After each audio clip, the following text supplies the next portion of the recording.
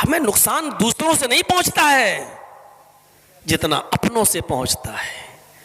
ऐ चश्मे अश्क बार जरा देख तो सही, ये घर जो जल रहा है कहीं तेरा घर तो नहीं।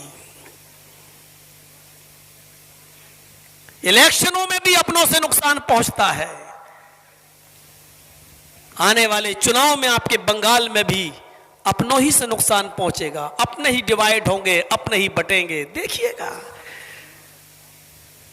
और बंगाल में एक साहब आए और घूम के चले गए, पूरा माहौल खराब कर गए और पहले ही भविष्यवाणी कर गए कि बंगाल में 200 सीटें आएंगी हमारी।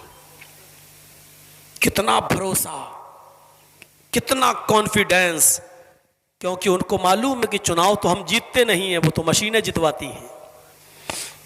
कॉन्फिडेंस देखिए उसका। पहले कहा था ना 300 से ज्यादा मेरी एमपी की सीटें आएंगी और 300 से ज्यादा आएंगी। समझ लो वो इशारा कर गए। और बहाना क्या होगा? मुसलमान खुद ही आपस में बटे हुए थे। थोपड़ा इल्जाम हमारे ही सरों पे आने वाला है, याद रखिएगा। अब तो सुना है कि कोई मौलवी भी बगावत कर रहा है, बहुत बड़ा पीर माना जाता है, वो भी मोर्चा खोले बैठा है, वो भी अपनी पार्टी बनाए बैठा है, वो भी चाहता है कि अब वोट। ये सब एजेंट है, एजेंट। रब्बे काबा की कसम दलाल है, दलाल बिके हुए हैं। और इस बात को मैं काबे के रब की कसम खा के कह रहा हूं, रब्बे काबा की कसम बिके हुए हैं। यहां से उतना नहीं मिल रहा है, वहां से कितना मिल रहा है। अरे जब टीवी के चैनलों पर डिबेट करने वाले मौलवी बिके हुए हैं, कहां जा रहे हो आप? एक बार मैं चैनल वाले ने बुलाया डिबेट के लिए, आप आइए। मैं गया, मैंने कहा चलो मौका मिला पहला, चले जरा बहस तो होगी कम से कम। वहां गए तो सवाल जवाब की एक लिस्ट दे दी हमको। मैंने क्या है ये? बोले ये मेरे सवाल होंगे और आपको ये जवाब देना है। मैंने कहा सवाल भी तुम्हारे जवाब भी तुम्हारे? बोले हाँ। मैंने कहा मेरा फायदा? बोले 10,000 रुपए दे देंगे आपको डिबेट खत्म होने के बाद। 10,000 रुपए हम आपको डिबेट खत्म होने के बाद दे देंगे। मैंने कहा नहीं, सवाल आप ये करिए, मैंने पढ़ लिए हैं, लेकिन जवाब मैं अपनी मर्जी से दूंगा जो दे सकता हूं। बोले नहीं, तब आप जाइए। मैं चला आया।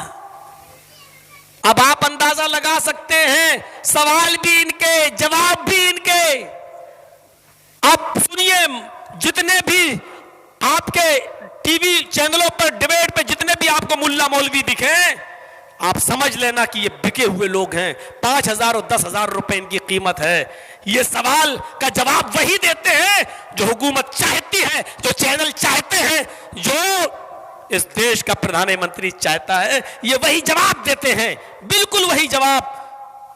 सुन लो मीडिया वालों, जिन मुल्ला और मौलवियों को डिबेट में तुम बुलाते हो, ये तुम्हारे चाटुकार हैं, ये तुम्हारे एजेंट हैं, ये मुसलमान कौम के रहबर नहीं हैं।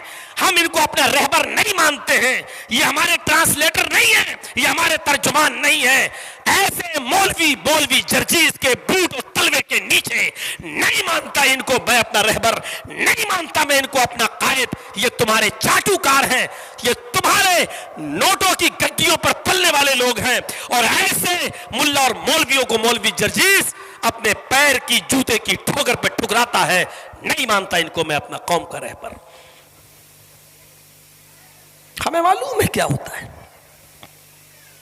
देखिएगा आपके यहां गेम वही खेला जा रहा है, वही नंगा नाच जो बिहार की सरजमीन पर नाचा गया, वही नंगा नाच नाचने की यहां पर भी तैयारी हो रही है।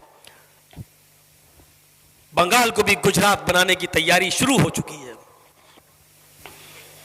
और अगर यहां खुदा ना खास्ता, अल्लाह ना करे, अगर वो अपने मकसद में कामयाब हो गए, तो याद रखिएगा मुसलमानों, आने वाली नस्ल तुम्हें कभी माफ नहीं करेगी। अब इतनी सी चीज को जानते हो, इंडिया टीवी वाला इतनी सी कटिंग करके दिखाएगा, देखो ममता के फेवर में बोला है, ममता इसको पैसे देती है। ये इसको कितना कटिंग करके दिखाएगा कि ममता इसको पैसा देती है और बुलवाती है। ये जो मोदी की डाली हुई हड्डियों पे पलते हैं उनको हम एजेंट नजर आते हैं, जबकि ममता हमें जानती भी नहीं। ये हाल है।